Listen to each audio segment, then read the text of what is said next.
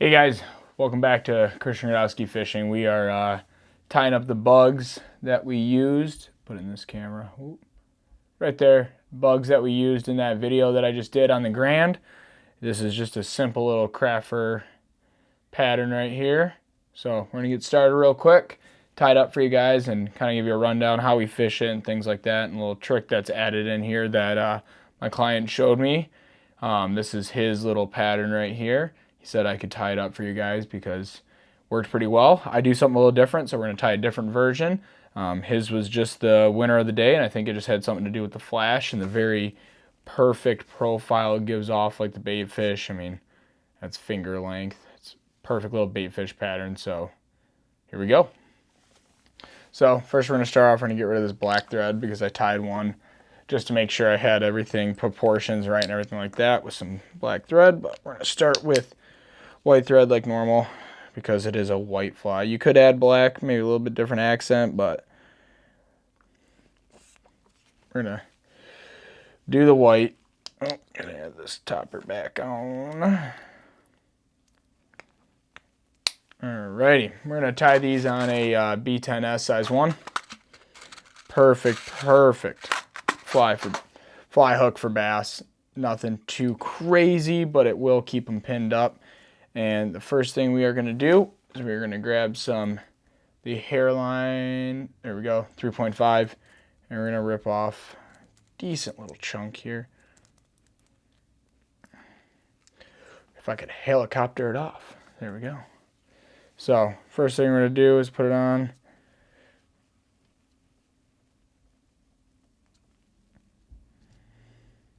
I always grab extra. I don't know why. I just feel like I don't like dealing with small little increment pieces. But actually that looks almost perfect for out of the gate. And then get a pair of kind of forceps like those and mash down your ends. You can do that when you're tying with the thread, but sometimes it cuts it and I don't like dealing with cut thread. So then we're going to shove that back right on the quarter turn. And all we're looking for, as you can kind of see, there's a gap there. We want to have enough gap there so if when it gets in the fish's mouth right here in that corner, it doesn't have a leverage to kind of roll off it, right? So with that, I like having a gap there so that they can still go in there, and it's kind of just a finger length or fingertip, depends on how fat your fingers are too and all that. So do it from right there. So now we're going to start our thread. We're going to start right by the lead, and we're going to wrap down, get it in there, and we're going to wrap up. We're going to give this a nice healthy coat. You could almost run, oh, forgot to mention, this is Vivis 100 denier. You can almost run 200 denier just so you can get this thread coat like real nice and built up. I've never seen it matter coming undone if you just take it nice and flat and wrap it all up. You'll be fine. You'll be fine. And that almost looks good right there. Bring it up to the eye. Take it back from the eye, come all the way back, and stop right where we did our first initial wrap. Clip that. So first thing we're going to do, take a little deer hair. Deer hair is really nice for this. It kind of helps everything stand up and stay splayed out. This is a tail eye cured. Any white deer hair that's got a little bit of hollowness to it. You don't want too much. And we're really going to trim this guy up, right? So we're kind of really removing a bunch of that garbage. And the garbage, you really just want it to be sparse, but you don't want it to be too sparse. Because all we're going to do here, we're going to add literally a little tail right there on the edge, right there, like that. Do 2 wraps. And we're going to splay that out, kind of like a wing. Almost broke my thread there, just like that. And give it that clip. Clip. There we go. Wrap that down. Nice. White Craftfur. We're going to take a nice healthy clump of white Craftfur on top. Give that a snip. Make sure you de-shed everything, all this underfur stuff. Get all that out of there. You do not want that stuff in there, guys. Trust me, it will be your enemy dealing with it. So really get rid of it. And the big thing with this, so we got good flare and good taper on it, we're going to reverse tie it. So we're going to put it right on top, facing towards the eye of the hook. A couple wraps. We want that little bubble right there because that's going to hold the shape. And we're going to just try to capture just a little bit of a nub right there on top. Take some practice. I'm never the greatest at this. There's guys that are way better at reverse tying craft fur than me. Like that, like my loop slipped. And if everyone's got a tip for me, I mean, I'm not a pro fly tyer. Like I come up with patterns that work for my abilities. Like right here, I just cannot get it to settle. So what I like to do sometimes is I like to back it off and make a bubble. But it does help having, there we go. Having it tight on your thread. There we go. Good loop. Good bubble. Real easy. Good taper out the back. Looks pretty good. It looks sparse, but it looks good. So then we're going to create our kind of back, which is going to be some polar flash and some green pearl. We got a lot of emerald shiners in the Grand, and I like the look. I want that to carry out just a little bit longer than my craft fur. And I like to do 3 wraps like that so it's over top, overhanging just a little bit. And then we are going to turn that back over, put a couple wraps on it, take all these loose ends, just make sure they're mangled up, get them in there. There we go, like that. Good looking fly so far. We're going to advance our thread forward. We're going to stop about right there. Don't know what the distance is on that. About the width of these scissors. So now we're going to take a real good healthy clump. Kind of coming to the end of my craft fur pile here in white. Good thing I got enough. Yeah, I got enough. Send that to the barber. As the old Russell would say, de-shed her out.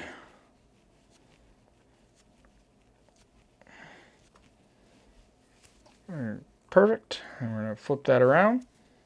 We're going to kind of gather that right in on top. And we're going to do 2 loose wraps. And then what I like to do is I like to then work it all the way around the hook. So it's a 360 around. And then from there, I will give it a good tight one. Check it, make sure it's covered on all angles. And then I like to really kind of sit here and play with it, and pull my thread out, get a couple of wraps right in the beginning of it like that. And then I'm going to make somewhat of a cone, but not too much of a cone because we're going to add a little bit of a brush head to this. And the brush head is really what's going to keep that splayed back like that, right? So next thing we're going to do is we're going to find the brush that I had out, and I don't know where it's at. Ah, there she is. All right, so this is a 1-inch bait fish blend brush. Pull off a little bit off that wire.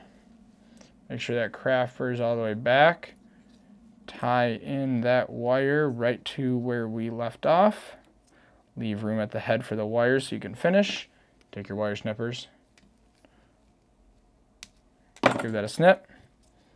Cover out the piece of metal. It will fray up your thread. And then the biggest thing here is just keeping that craft fur forward as you do the first couple wraps. So there's 1. There's 2. There's 3. And there's 4. And we're going to turn that under our thread. 1, 2, 3. That's all you really need with this guy. Find your wire, don't cut your thread. That's why these thin ones are really, really nice for doing what we're doing. So then we go back in here. We're going to cover that little metal piece up because it will cut 10 pound. And we're going to throw in a whip finish real quick. Bingo. Ooh, there we go. Easy as 1, 2, 3. It took me even longer because I was talking through it, but that right there is, so that right there is an awesome little baitfish blend brush. Super easy little minnow pattern. Nice taper. Looks all good. And I'm not going to complain. I'm actually going to trim up some of this right here. And we're going to work into the version that I throw a lot more than this guy.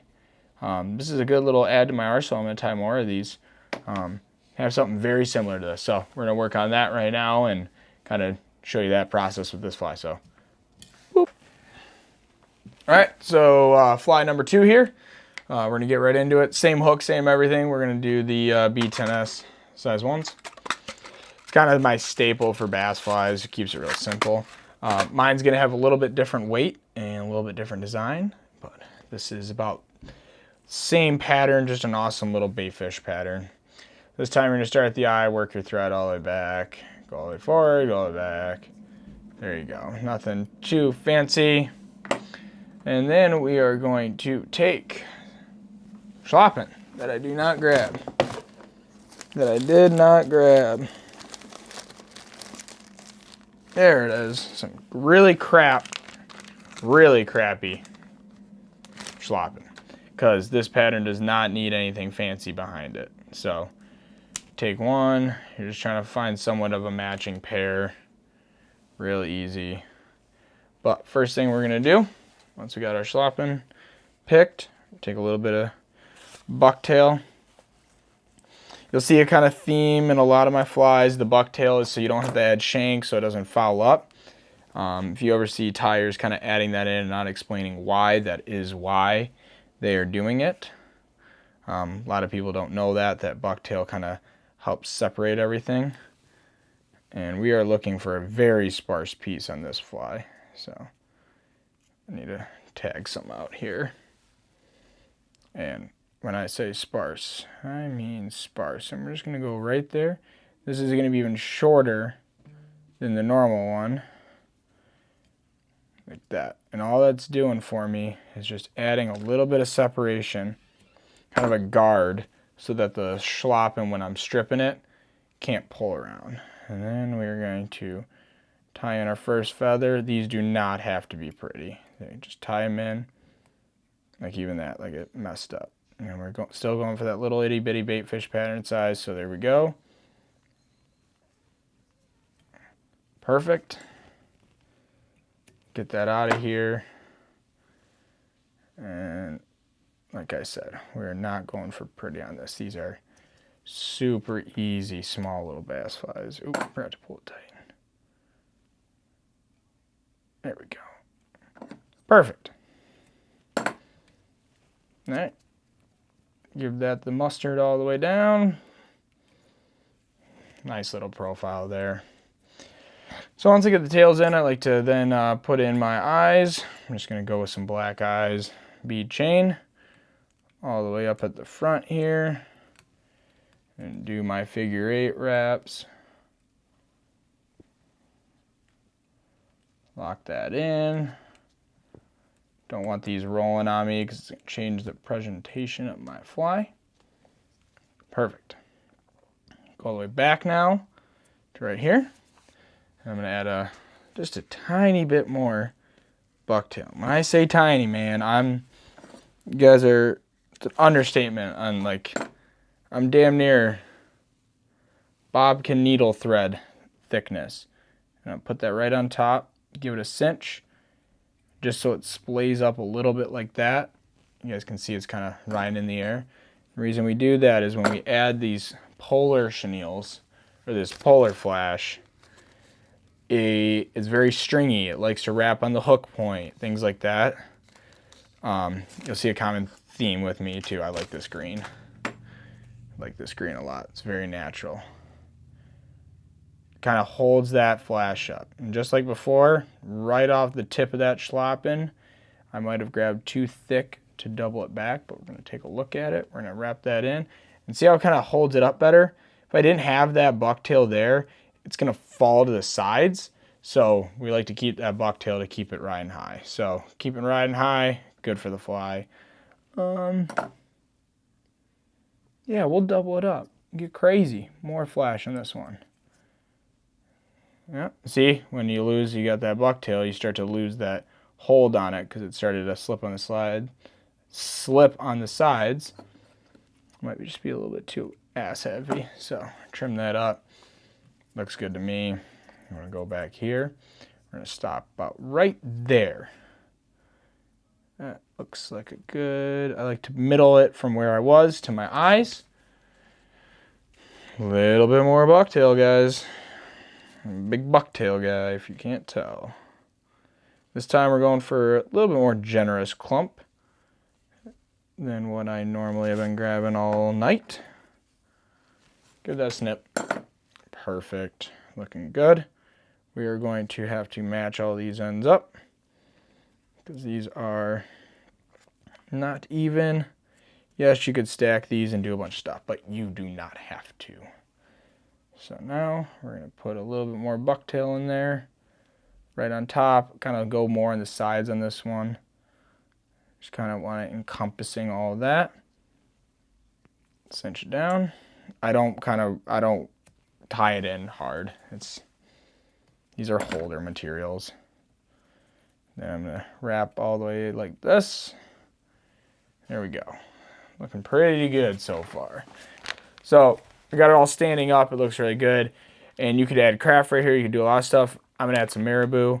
I think the marabou maybe looks a little bit better. More wiggle the way I kind of tie it in. So what I like to do is I get the XL ones. These are these are the extra select ones. These are some good marabou chunks. But what I'm gonna do is I like to find a section. Looks real good. Pull a clump off like that. Can you guys see that? Yeah, here we go. And that's just stripping the sides, right? I'm just stripping the sides. So what we're gonna do with this, we're gonna lay this right on top like that. Get some wraps so it kind of looks like a fluffy body.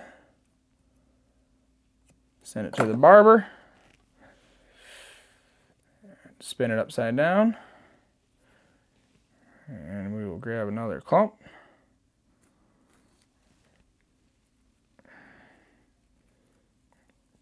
I try to match this up. It can be very hard to match up when you strip marabou. And we want to try to keep it the same length. Looks about right there.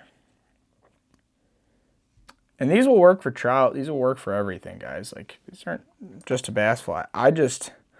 On the Grand where we're throwing, we lose a lot of flies because we're throwing to wood and in the trees and stuff. So a lot of times I'm just kind of doing what I can do to keep it cheap and keep it simple. And then right here, so that look good. Yeah, looks good. Everything's sized right, not too long. Now we're gonna take a 3-inch Senio's chromatic. Grab that up.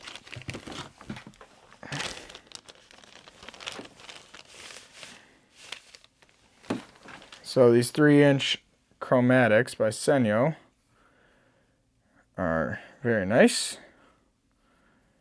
I say I want to keep it cheaper because I lose a lot, but I'm adding a brush. Look at that. Making it expensive with a brush, but you could not add a brush. You could just do the marabou all the way up and this fly would probably still work. I'm just a big brush guy. I like brushes a lot. So these guys are a lot thicker than the Craftfur ones and everything like that, so we got to really watch our wraps here. So we're going to go 1, and you're kind of bringing these forward a good chunk every time. We're going to go 2. And then we're going to do 1 more right behind the head. And then we're going to bring it under and around the eyes. We're going to go 1. And 2. And then we're going to throw that thread around. 1, 2, 3. Make sure we're not trying to trap everything in there. Give it a snip.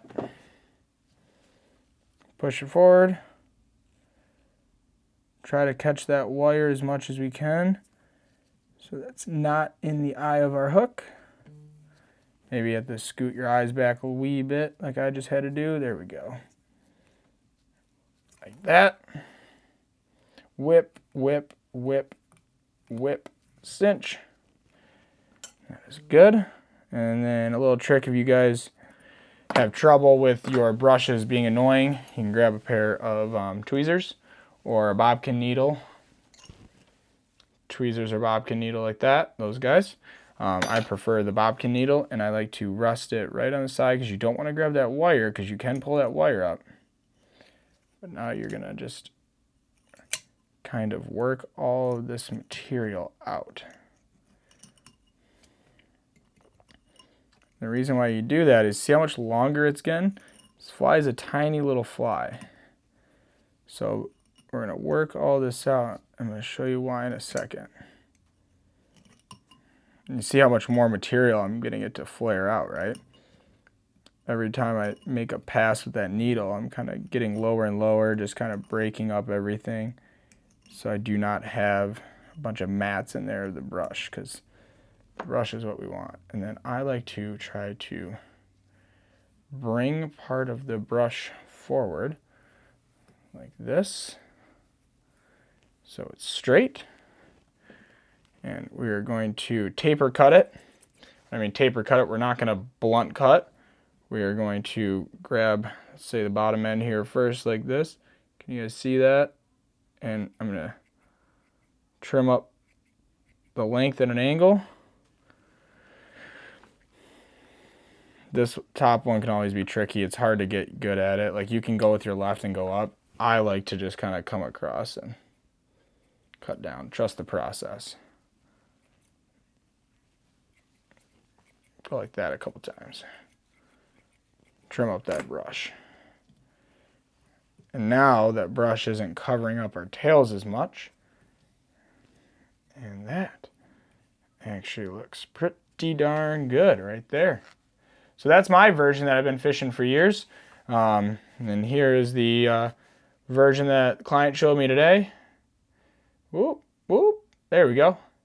Hope you guys enjoyed the video. Hope this guys helps you catch more fish. All these colors are interchangeable. You can do it with olive, black, purple, green, pink, chartreuse, doing different, like I've added chartreuse tails in, different color brushes, different color marabou, top and bottom, two tones, all that stuff can be added to this fly and kind of changed around. But I hope you guys enjoy. And if you guys haven't seen the video and you're seeing the tying video first, be a link right here somewhere in the frame to watch the streamer day that we had out with my client. And thank you guys so much for watching. See you in the next one. Thank you.